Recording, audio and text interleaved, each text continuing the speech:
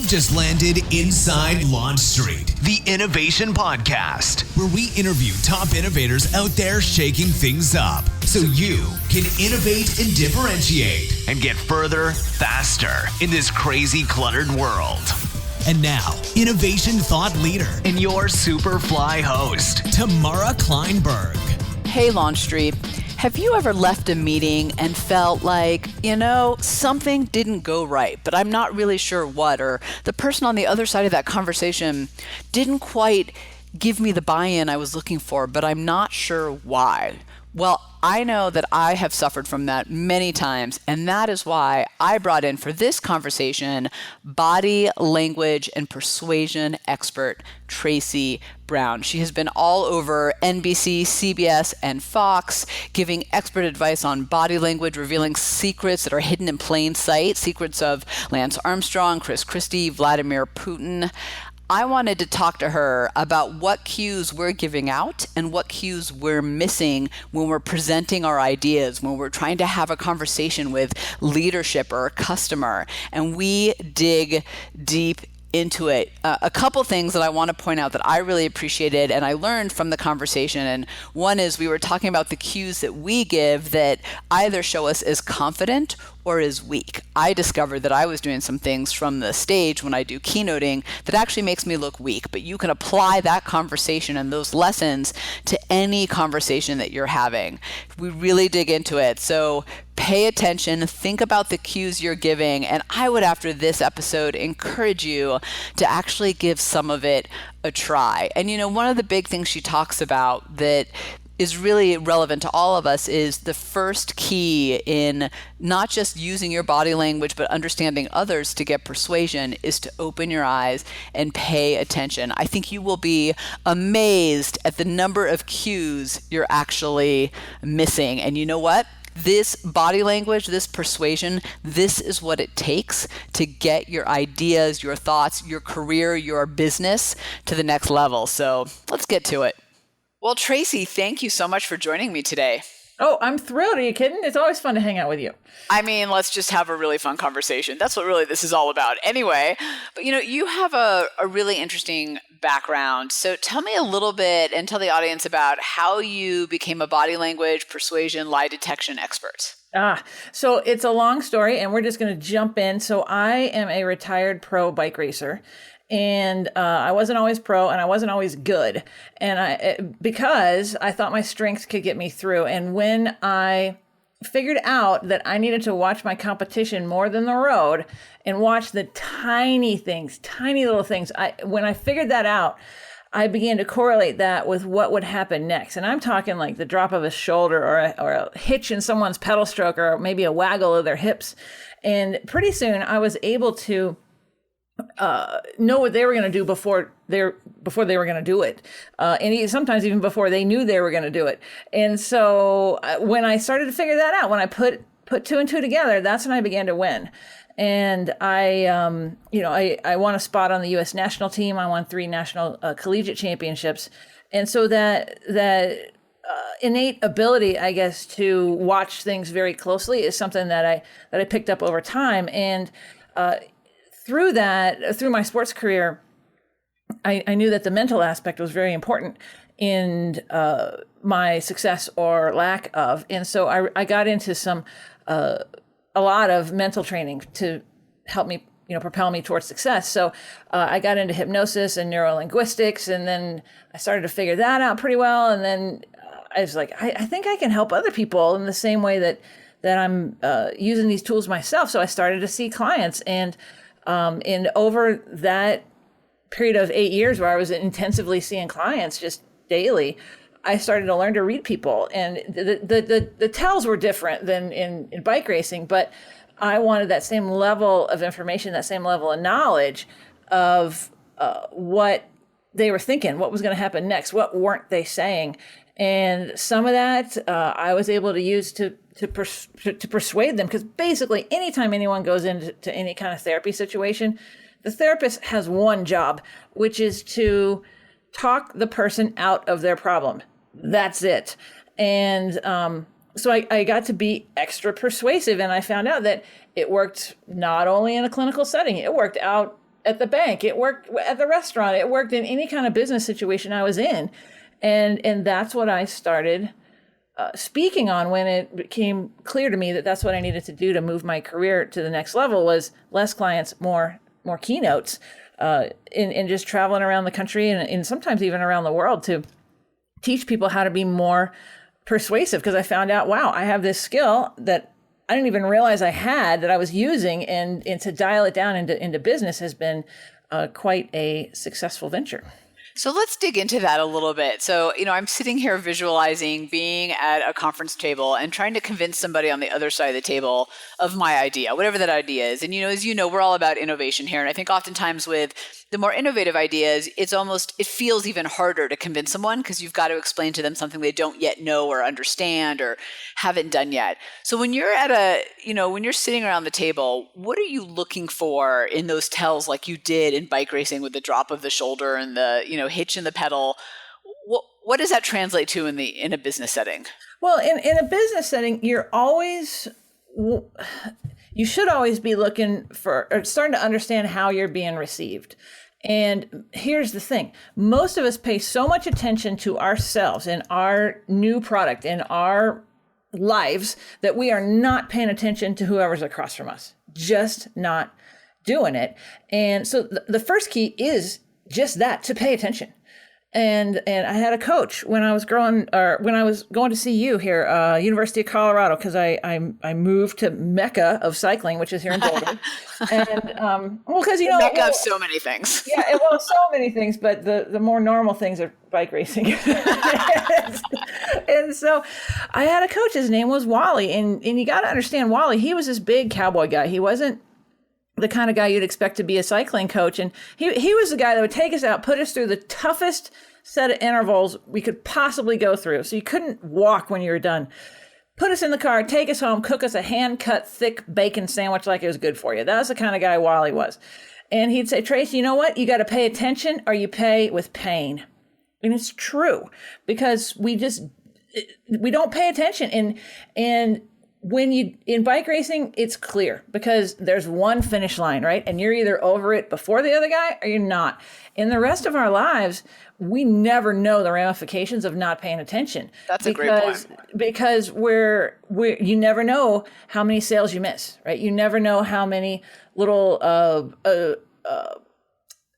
agreements like with vendors that aren't as favorable as they could be toward you because you're not paying attention. So that's the first key, right?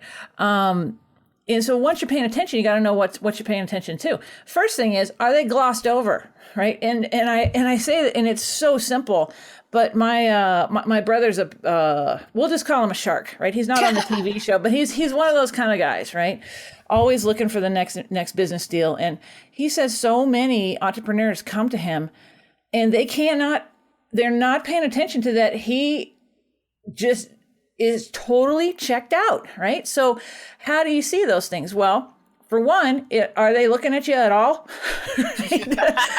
Which sounds crazy, but he'll get in meetings where even he's trying to pitch, and the other guy is just looking like he's looking at his phone under the table, and that's a big sign. Maybe the rest of the team is engaged, but maybe the big decision maker's not on board. So you got to figure out, what is that guy thinking? What does he really want?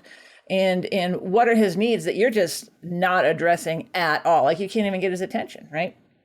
And so are they leaning forward, right? Are they generally nodding yes? Are their arms crossed in front of them or not, right? And here's the thing. When people's arms are crossed in front of them, the body goes where the body's going to go and the mind's going to follow, right? So just by putting that barrier between you and whoever, by crossing your arms, you're actually in the person who you see doing this is in a mindset that's closed, right?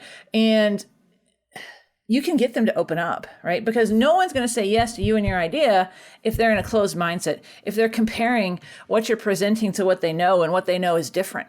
And so you've got to be strategic and get them to uncross their arms. And you can do that in a lot of different ways, by handing them maybe a sample of your product, by handing them a drink, right? Always keep drinks on hand, because you can use them strategically to get people to move, so that you're opening up their mind to you and your ideas. Because everybody wants someone who's open and comfortable and receptive, no matter what comes out of your mouth.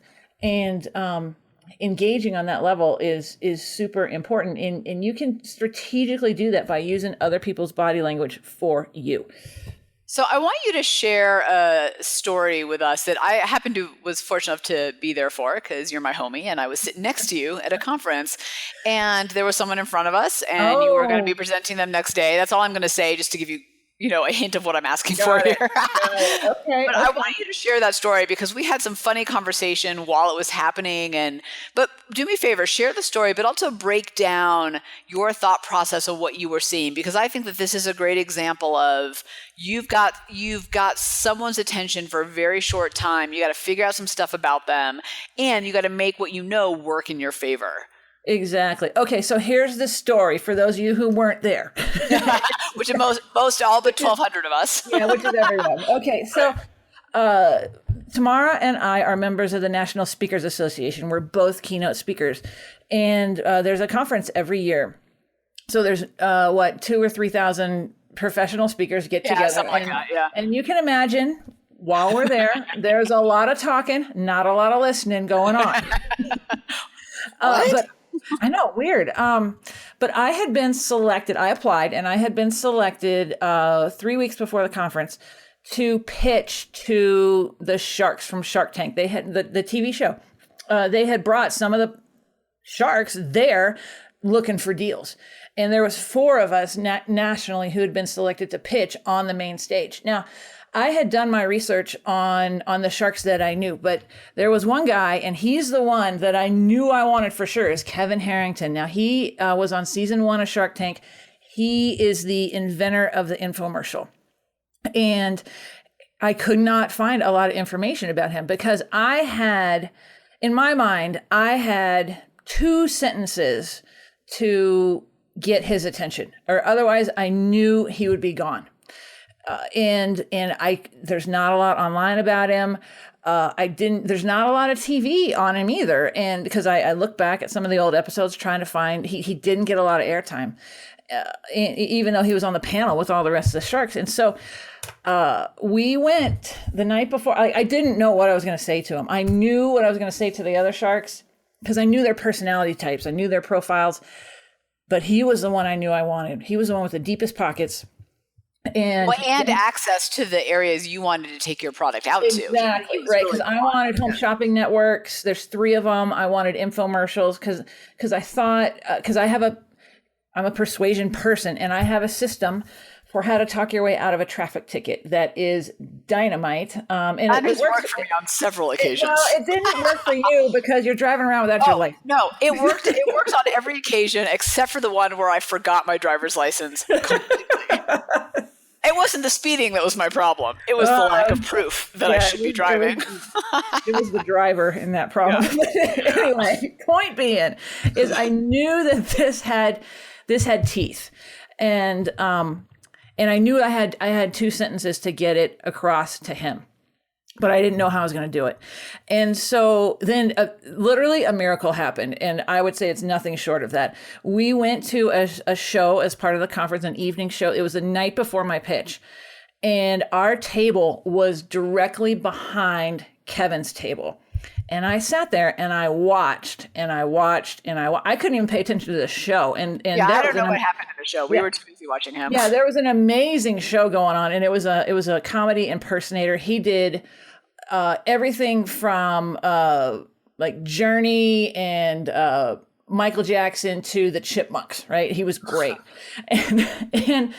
And me and you, Tamara, we just sat there and we watched him, and I watched his reaction, and I got a feel for, okay, this is what he's doing. I know how he thinks. And so I went back to my hotel room and I practiced and practiced and practiced and studied. And then it was time to go on stage the next day. I sat behind there. I listened to two people ahead of me pitch. And you got to understand there's 2,000 people in the audience on the most prestigious stage any speaker can be asked to present on, which is at the National Speakers Association conference. I sat literally backstage. I sat there. The music's pumping through the ballroom and I started to shake. And I knew that shaking was not a good way to go out there in my 15 minutes of fame and try to get a deal from a shark. And so I think this is a really good tip for anyone who's about to go into a pitch. And I've shown this to you, Tamara. You can take your fingertips and put them together, almost like tinting your fingers, kind of like in a church steeple. And this actually will start to synchronize the left and right hemispheres of your brain. And when your brain is working together on both hemispheres, a couple things happen. For one, you can't do negative self-talk. Oh. And for two, that translates into confidence. A calm peace will come over you. So if you're listening at home, don't do it if you're driving, you need your hands on the wheel. But if you're listening, in your office or at home, just tense your fingers, put your fingers together. They call it a power steeple. And within about a minute, what happened to me backstage, all of a sudden a deep peace came over me. I heard him call my name. So back up. So first things first, you got to take control of your own physiology. You have to, because people can see right through it. They can see right through if you're nervous. And so confidence is key. Confidence is sexy, right? So put yourself in that scenario. Okay. So here I was, all of a sudden the shaking had subsided. They called my name. I walked out on stage. And this is what I said. I said, "Hi, sharks.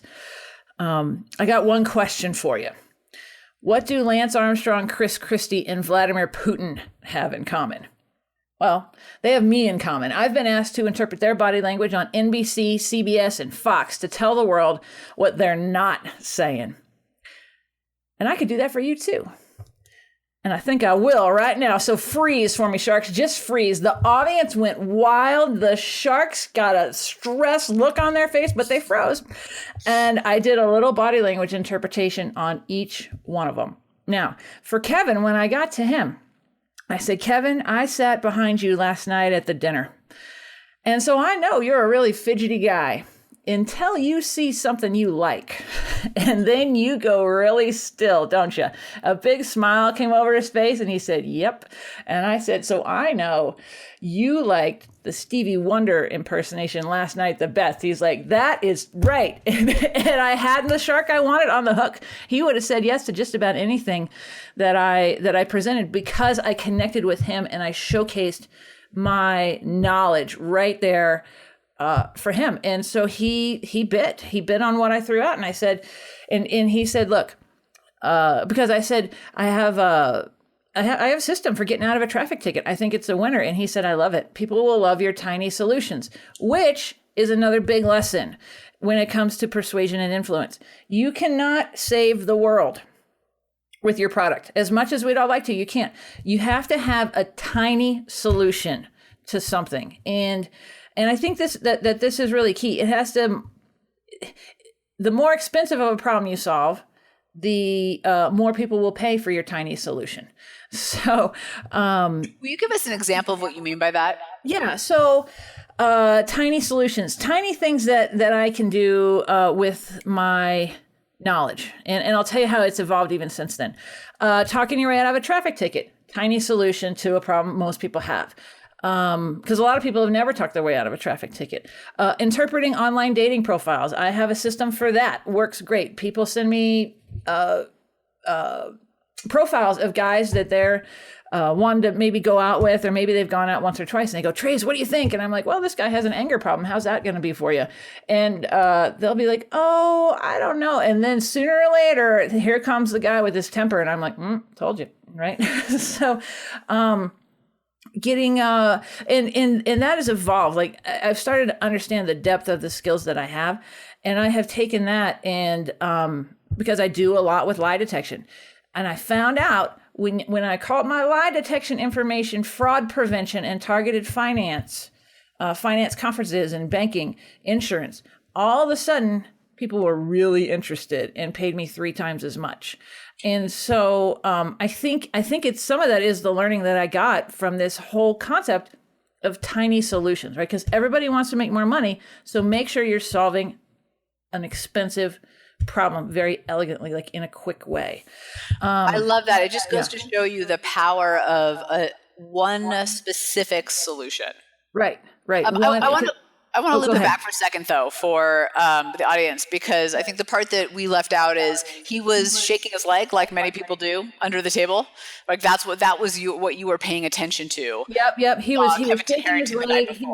He was dangling his foot, dangling his shoe off his foot while his legs were crossed, and just generally like fidgety. He would fidget all around. He could not sit still. So that told me something about him. It told me that he's probably, but I looked at some other things, Tamara, and I think I pointed these out to you too. He has a really short haircut, like almost a flat top. And every picture, and he proved this when I saw him too, he's very crisp, like that in how he dresses. And he wore a really big watch, like not like a rapper kind of watch, but like a nice, like a nice wristwatch that was clearly very expensive. So all these things told me, when I added them up together, I go, okay, he's a pretty visual guy, and I know how visual people think, right? So they think really quickly, and they're really, really fast, and then they're on to the next thing. So you have just a couple sentences to grab them, or they're going to glaze over and you're done.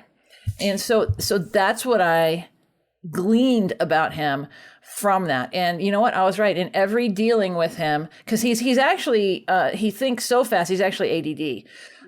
And as far as I can tell with my dealings with him, and he's right. He has a great instinct, but with him, it's boom, boom, boom. Okay. Got to go, Trace. See you. Bye. Click.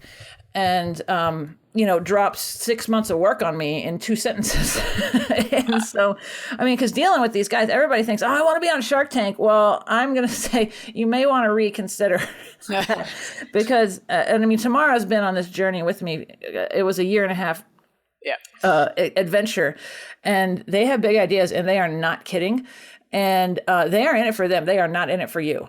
And so you just got to raise your game. You got to raise your game. Well, and what I love about that story too, by the way, is that you paid attention. There was one little thing, you caught onto it, you saw it, you noticed it, and that opened up whole new doors of opportunity for you. And that's the thing I think when, for those listening out there, that we have to pay attention to is, well, what are we not paying attention to? What are we missing? To your point, I love what you said earlier that, like in sports, you win or lose. It's very clear if you paid attention or not, but in life, it's not always that clear. So here's my next question for you that has been kind of percolating in my head as you're talking.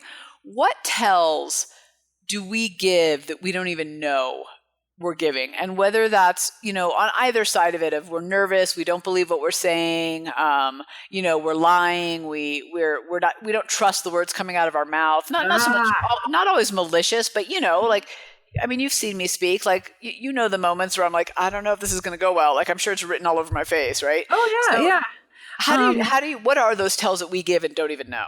Well, okay, so pretty much anybody gives tells all the time and doesn't even know it. They're deeply unconscious, okay? They're not something that we can really fix, okay? And this is why because since the Shark Tank, I've done a lot of things, and I told you I was more focused on fraud now, fraud prevention, in stopping fraud loss, and so I've taken some classes from the FBI. In their top trainers in body language, deception detection, that kind of thing. I go in these classes, and it's crazy because everybody's in cargo pants. Everybody has a gun except me. They call me the private citizen. I don't know if I'm in the most safe class or the most dangerous. I just don't know. But the things that they teach in there, like the body can't lie. Words can lie. The body can't lie. And lies are rampant in the sales process and in the pitch process. So if you're saying, I have the best widget out there, as you shake your head no. I've totally seen people do that. Yeah. Like, no, you don't. Because there's something in you that doesn't believe it, because the body can't lie. Words can lie, body can't lie. Okay. So no, shaking your head left to right, that means no. Nodding your head up and down. Like this is for Americans, right? Like Western Europeans and Americans. Nodding your head up and down, that says yes, right? So if you, for example, if you shrug your shoulders and say, yeah, we'd really like your investment of $50,000 or $50 million, and you're shrugging your shoulders, that says, you know what, there's uncertainty there. There's something you're hiding that you're not saying. And people who have studied with me, right, or been in one of my keynotes, they're going to pick this up, right? Now, here's the thing. Body language, reading body language is innate in all of us, okay? And everybody's had that feeling around people that where something's just not right. The body language is the science behind that. And it's been key to our survival for millions of years to be able to know if we can trust someone or not. And so what I want to do is put some science behind that hunch that you may have and give you some tells so you can be more congruent so other people don't develop a hunch about you. Isn't that interesting? So if I hear you right, what you're saying is, well, there's two, I've got so many thoughts swimming in my head right now. But so one is, I may be giving cues of not being trustworthy and not meaning to and not knowing it. So that's number one, because I'm not being congruent. And the second thing is, so, and it's funny that as you were telling that about the shrug, I was in a conversation the other day with someone. It was about a new idea. And my other colleague presented the idea, and the person on the other person said, that sounds like it has a lot of potential. But as they said it, they kind of shrugged. And I couldn't and I couldn't in the moment figure out what was wrong. I was like, something's not right here, but I couldn't put my finger on it. But as you said, I'm like, oh, that's what it was. They didn't really believe what they were saying. And their body actually totally told it. Yeah. So when you see that, because detecting lies is one thing. Interrogating and getting to the truth is a whole different thing. And so you got to be okay asking questions. And you go, tell me more about that. Like, I get you have more to say. Yeah. And pull that out of them just by asking the questions. Like when you let it go, you let it go. Like you are, it drives me crazy because you are shooting yourself in the foot because you're not getting all the information that's there. Like you're glossing over it and keeping on going. And guess what? That information is the most valuable thing that you may be able to come out of the meeting with, is understanding their true feelings and dialing down into that so you can either spin your pitch or go fix the problem that they're seeing, that they're not telling you about. Right, because whatever that hidden thing is going to impact their buy-in in some way. Down the road, you just don't know what it is. Absolutely. That's the thing, because no matter what, we think we make decisions logically, but the truth of the matter is we make our decisions based on how the other person makes us feel. And so if you're making someone feel uncertain about your product, guess what? It's going to come out in the wash somewhere along the way. You're not going to get the full buy-in. Or this is what they'll say, because this is what sharks do. They say, and you'll remember this, they'll say, yeah, I like that. I like this a lot. It has a lot of potential.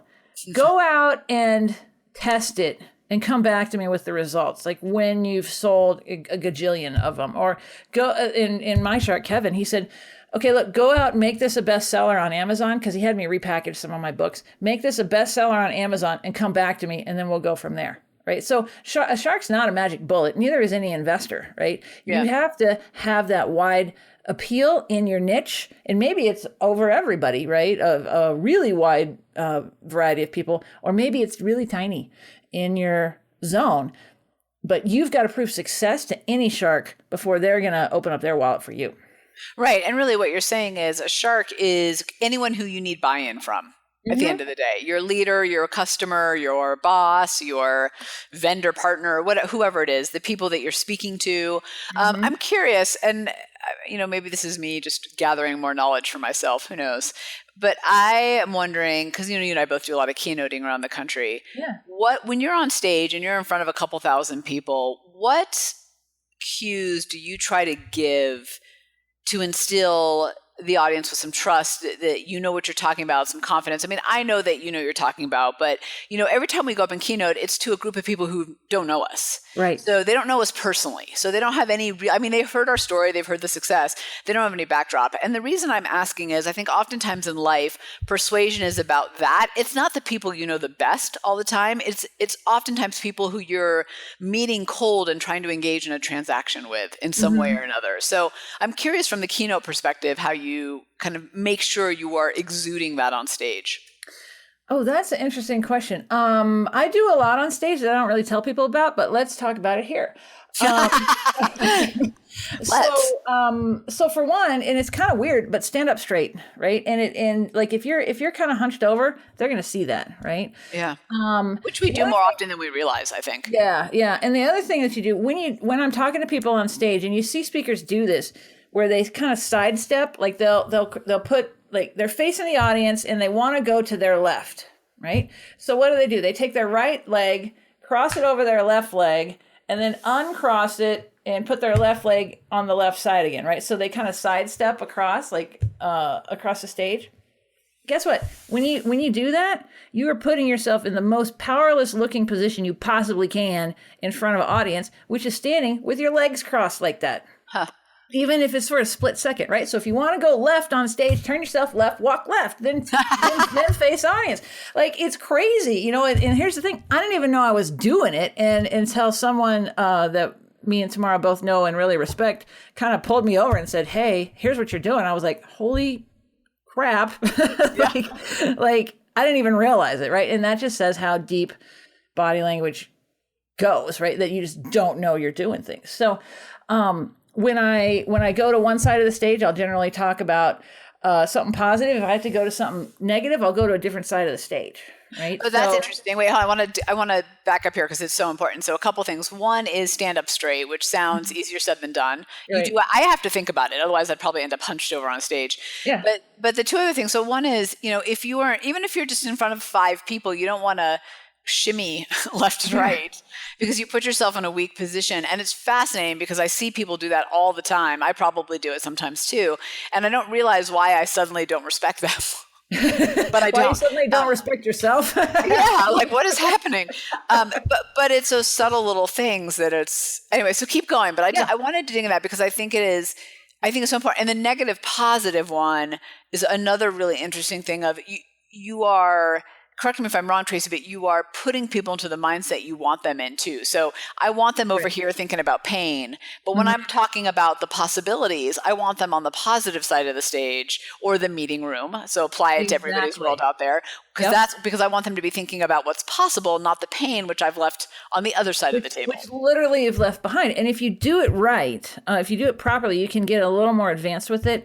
Because remember, most of us, we all speak English here, right? So we all read English. So we read left to right. Okay, so our timeline is organized. The left is the past, the right is the future. Okay, so, but you got to flip it around so you can put negativity in the past, impossibility in the future by walking along your timeline as you speak. Is this making sense? Yeah. And so, but the key is the audience sees it in reverse. And so you have to play to the audience's timeline, not yours. Got it. So if I'm in front of a group of 10 people, I've got to do it's right to left, not left to right, basically. Right to left. Yeah. So the right would be maybe more negative, more how things used to be. And then generally as you start to address the possibilities and you start to address everything you can do for your client, you start to turn and walk, not shimmy. To your left, right, which is the audience's future, and you can start to build future possibility just through that. The next time we're at a meeting together, an NSA meeting, I'm totally going to shimmy across the stage just for you. Don't do that. I'm going to do a little grapevine. Yeah, it is just a grapevine. It's just like in basketball practice where you do the grapevine. Yeah.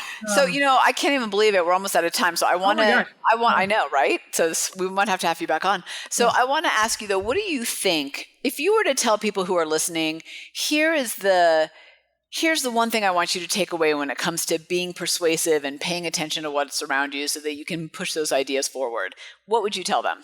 The one thing, I got to say, we've gone over it. It's pay attention. It's pay attention or pay with pain.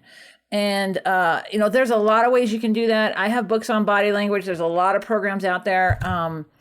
But I think, and you kind of helped me develop it a little bit. My Persuasion Point private membership website has a ton of videos and ebooks and all sorts of things on what to look for, but generally, if you just look, are they in or are they out? You should be able to tell. You should be able to get a feeling.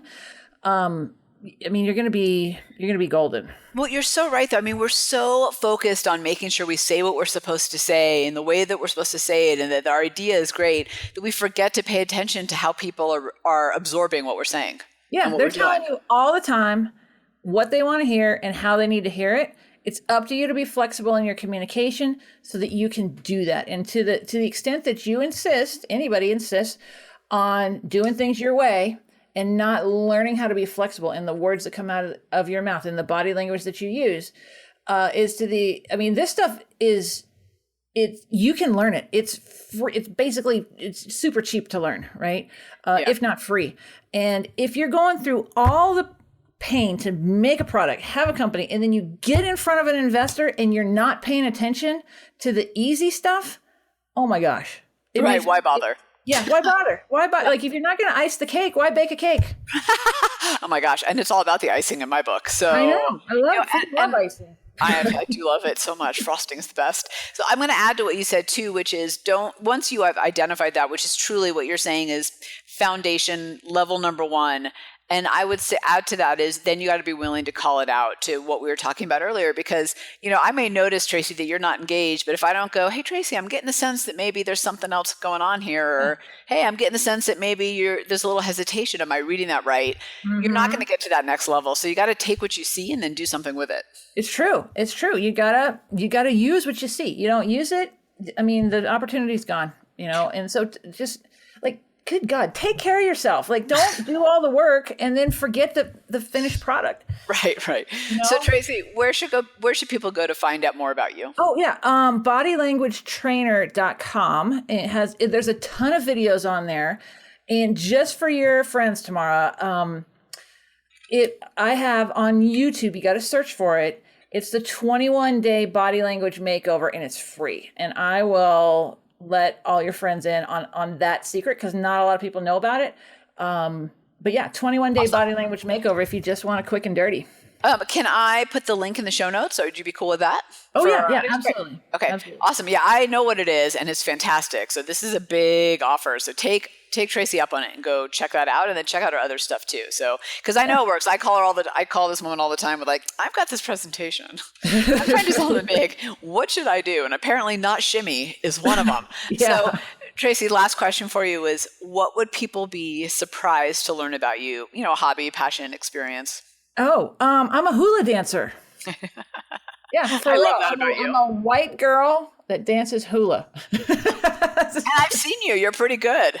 Yeah, not bad. I'm not a Hawaiian girl, but I get it done. Traci, thanks so much for coming by. Hey, thanks for having me. Thanks for hanging out with us inside Launch Street. When you're ready to take your game to the next level, join the thousands of others that are upping their innovation edge on GoToLaunchStreet.com, the top online education resource and community platform for innovators looking to use innovation to get measurable results. GoToLaunchStreet.com.